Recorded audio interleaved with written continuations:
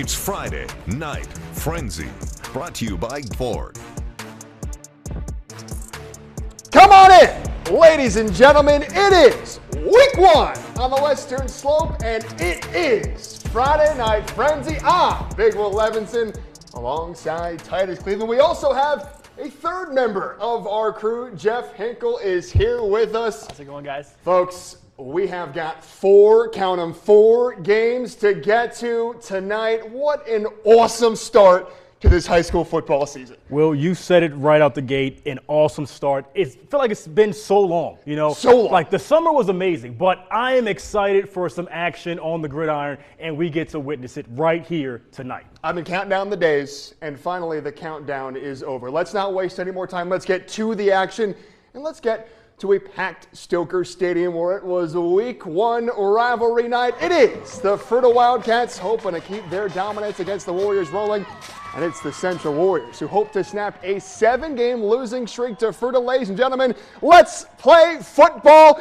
And after a bit of a sloppy first few minutes, we're scoreless in the first one. Cooper Rao has a whole lot of space, and Cooper Rao has a whole lot of speed gliding down the sideline. You're not catching him. Wildcats, they're on the board first. It's 7-0 Fruita, but how do the Warriors respond? Folks, let me tell you, Central appears to have their quarterback. This is an absolute dart thrown by the junior Noah Rosales, and how about the run after catch? Aiden Weiss, who was everywhere tonight. The Warriors sideline, they blocked it, but he's in. We're tied at 7. But now Fruita has their response, and Weston Sharp will be thinking his offensive line tonight. A wide open lane right down the middle. Sharp scampering on home. Fruita retakes the lead. PAT no good. It's 13-7, but back come the Warriors, and man, Rosales was making plays all night long. It's his first ever varsity game after missing all of last year due to injury. That is a tough run right there. Rosales is pumped, but not to be outdone is Noah's next play, stepping up in the pocket and finding the dangerous Asher Carter, who has nothing but wide open space. Such a beautiful play. Rosales to Carter. Central has tied this game at 13. Back and forth we go late in the half. Learn this name, ladies and gentlemen, Max Unrein. Whoop! And just like that, Unrein cuts inside a whole bunch of green grass. What a catch, what a run. And the celebration, we'll call it colorful. It cost him 15 yards, but boy, Fruita from that point on, they'd lead 20-13 at the half. They'd end up pulling away in this one. They dominated Central in the second half, as they would go on to beat the Warriors in this football game. Final score from Stoker Stadium, Fruita 39, Central 20. Man, I mean, that was a game right there, right? So many great plays. You saw what Central was made of in that game, and they showed up every single chance. But yeah, Fruita and Central both have big play potential, as the highlights showed. But, there's big plays there. There's also big plays a little bit north of here up in Rifle. Here we go. Let's go to it, folks. Let's go to Rifle. And let's get the Tigers and let's get the Bears. Now, last year, things didn't start out very well for the Rifle Bears. They came down to Stoker Stadium and they got absolutely boat raced, 48-0. But let's head out to the Bear Den in Rifle. Let's get you to the highlights. Folks, we've got the Tigers, we've got the Bears, and all we need is the Lions. And oh my, do we have a football game over at the Den. First drive of the game, Alex Gonzalez drops back to pass. Do you hear the Colton music? Yes, sir. Picked over the middle, slips down there. What a pick from the junior DB there. That'll lead to later on in the drive, Matthias Martinez from the 1-yard line. Tigers draw first blood, up 7-0 early in this one. That's not all, though, because a little later in the half, Andrew Neese, looking for his guy Paxton Weber, finds him for a big gainer, big tackle there.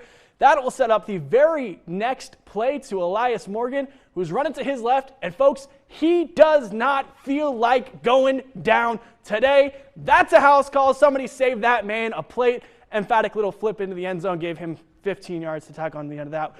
Well, we're not going to go there. That puts the Tigers up by 2 scores. Then at the end of the half, Tigers now up 21-0. Gonzalez finds his guy Ryland Lane in the back of the end zone. Sweet little diving catch there with zeros on the clock. Your halftime score is Grand Junction 21, Rifle 7. The Tigers then shut out the Bears in the second half. They go on to roll in this one by a final of 34-7. Grand Junction starts the year in the win column. Rifle drops to 0-2 on the year. Yeah, I mean, the Grand Junction Tigers, a lot like we saw last year starting the season. And, we had a lot of questions. They lost a whole bunch of talent from last year, but we're seeing those young guys step up. And as you mentioned, Andrew Neese, man, he's the future, and now he's the present sophomore starting quarterback. I mean, Matthias Martinez, a returner from last year, a great season last year, started this year with a touchdown on his very first offensive drive. And what about Colton Music? Oh, yeah. Defensive plays last year, defensive plays this year. Grand Junction might have lost a lot of talent last year, but they've still got a very, very good team this year. They have a lot of players. They've got a lot of young talent. Colton Music, of course, the brother of Austin Music. And Colton, I mean, great pitcher on the mound as well. He can make plays on defense. The future is bright for the Grand Junction Tigers. Future may also be bright for the Palisade Bulldogs. They were down in Delta. Titus was there, folks. We will talk about it after the break. You will not want to miss it. Palisade and Delta. Boy, what a big-time showdown. A rematch of a great game last year. Welcome back in. It's the Week 1 edition of Friday Night Frenzy, folks. We had 7 games in total on the Western Slope. We've got 4 games of highlights in total. One game I think I was more excited than any was Delta Palisade. I mean, we talked about what happened last year. The Palisade Prayer, one of the greatest games we've ever seen in Stoker Stadium history and Western Slope football history. Yeah. But it wasn't as close as I think a lot of people thought it was. No, not at all, Will. I thought this game was going to be a close one, like you said, a 1-point game, and I thought the Delta Panthers were going to come out here and be aggressive. But I can tell you how great they played. Let me just show you. Let's get right to the highlights. Week 1, under the Friday night lights, and it's the Delta Panthers against the Palisade Bulldogs. The last time Delta stepped on this field, their season ended in a heartbreaker against the Wellington Eagles. I remember that game. Cash Altsweiger, he went off. Tonight, though, the energy felt different. Panthers fired up. Bulldogs, they're barking back. Opening quarter, Palisades wasting no time. Senior quarterback Branson Springer drops and finds Aiden Shio. And I mean, wide open, guys. Easy touchdown. The Bulldogs, they strike first, and they weren't satisfied with just 6 points. No, they were hungry. On the 2-point try, senior running back Dylan Larson lowers his shoulder and powers his way in. Bulldogs up 8-0 early. I mean, this game, I felt it was going to be a close one. Second quarter, more of the same from the Bulldogs. Larson chewing up yards like it's a post-game meal, setting up his quarterback once again. And I was right by the head coach for Delta. He was not happy with that one. Springer fakes off the handoff, keeps it, and strolls into the end zone. His second score of the night, 1 through the air, 1 on the ground. And if you thought the first 2-point conversion was smooth, here comes Larson again. And folks, I swear even I was lost in this play. But when it cleared, he was in for 2 more. Palisade, all gas, no brakes. By the time the bands hit halftime, the Bulldogs had built a 30-point lead. Yes, folks, you heard me. 30 points on the Delta Panthers. They would go on to put up 10 more points and take this one by a score of 40-7. I mean, not a close game at all, folks.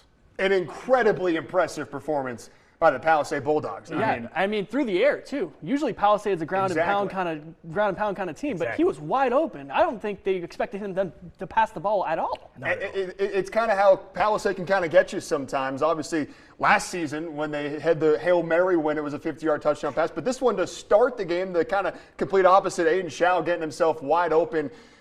But I was talking to Coach Joe Romano before this season. I'm like, man, you got a quarterback. You might have the best quarterback on the Western Slope in Branson Springer. We saw what he could do a little bit of the time last year, but now it's his senior year. He's been ready for this season, and finally you can see it. If Palisade can mix in the throw, they are going to be tough to beat, and it looks like even with what they lost, Vinny Johnson's playing college football, Keen Everett's playing college football, Easton Embry plays JUCO baseball. So despite the losses, Palisade appears to have replaced everything they've lost, and boy, 8-3 last year. I think the goal for Palisade is to get back into position for the playoffs, host a playoff game, and then potentially get the win. That's for unlike sure. That is last for season. sure. That is for sure, Big Will. But we got more games to get to. Let's give you some more highlights on those games. And folks, how about we get to some football in Corntown? Let's go to Olathe, where it was rainy. Unfortunately, we don't have those highlights for you. Olathe, they ended up getting the victory in that one,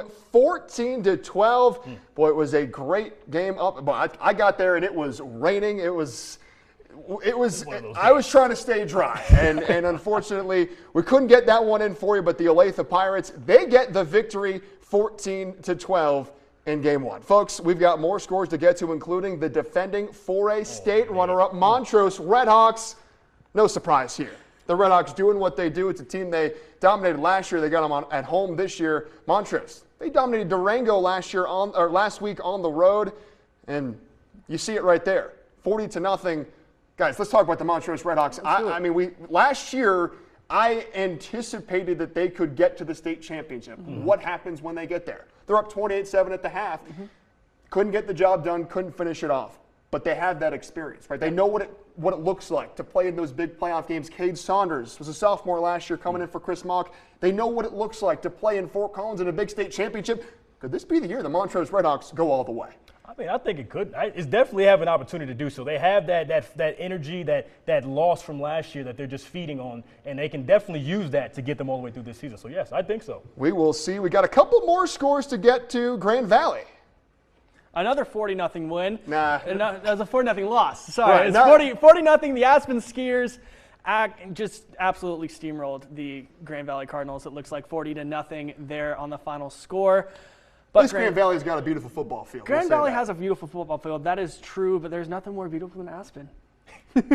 Aspen, yes, and it is beautiful, and this was a beautiful performance if you're a Skiers fan. We do have one more, though. Cedar Edge, they were also in action at home, taking on the Bobcats of Ignacio. Boy, a lot of points in this one. 62 points put up near the Mesa and Cedar Edge, the Bruins. Could be a good year for them. 6 wins last year. 40-22 is the final at Cedar Edge High School. And it's just been a big night for football, all on the Western Slope. But it's not just a big night for football. It's a big night for Big Will, because he has a big announcement to make. And I'm going to let you take the floor on this one, man. Folks, the Western Slope and Grand Junction, it means more to me than any other place on planet Earth. I moved here a little over 2 years ago, not knowing what to expect. And from every step of the way, this community, this town, these sports, these coaches, these players, every single person I've met along the way has blown me away. They've exceeded all expectations. And to be honest, I never really had any desire to leave here, but I will be leaving here. You know, sometimes in this industry, when you have a chance to take a next step, you do it. And I'm honored, I'm excited, I'm thrilled to announce the next journey. I'm headed to Tennessee, to Chattanooga, Tennessee, WTVC, for what is going to be an incredible experience covering SEC football. I'm from Florida.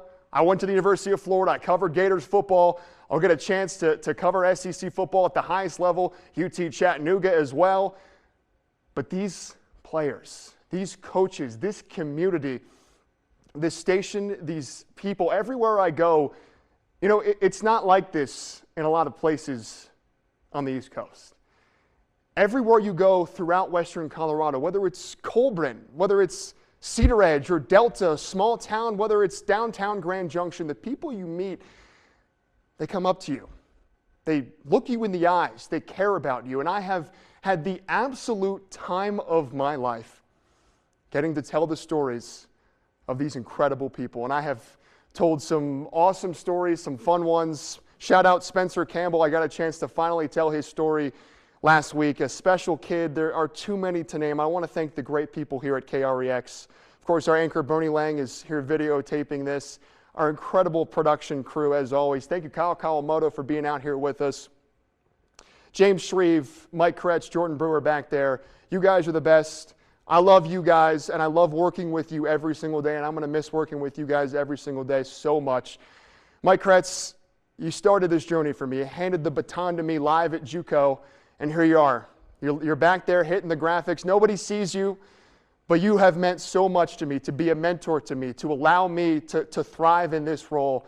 And everybody here at KREX, from the bottom of my heart, thank you. And everybody on the Western Slope, thank you for making this place the absolute best place in the world to get to cover sports. And I'm going to miss it so much. It's the reality of what I have to do, of moving on, getting to the next journey. It's someday, you know, hope to one day cover my home teams of South Florida. But, man, I'm going to miss this place. And I'm going to miss this show. And to Jeff and Titus, who are here watching, you guys are going to do an incredible job covering these great high school teams.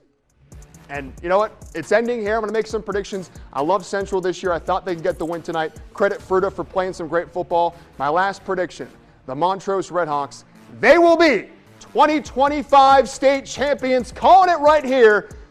Folks, I love you. I love you, Grand Junction. The whole Western Slope. You are home. You are family. Good night.